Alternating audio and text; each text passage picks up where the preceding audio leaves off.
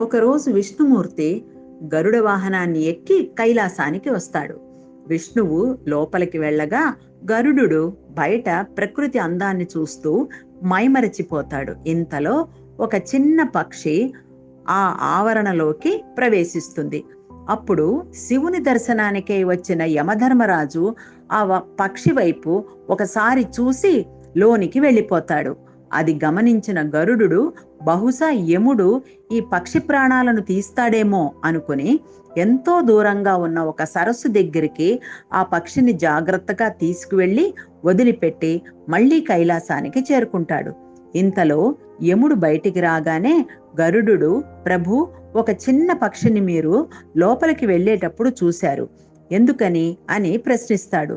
దానికి యముడు, ఆ పక్షి ఆయుష్ ఇక్కడికి చాలా దూరంలో ఉన్న సరస్సు దగ్గర ఒక కొండ చిలువ దానిని మింగివేయడంతో ముగిసిపోతుంది.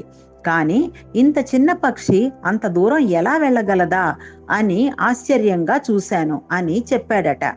అది విన్న గరుడు మృత్యువు బారి నుండి ఎవరూ తప్పించుకోలేరని తెలుసుకున్నాడు.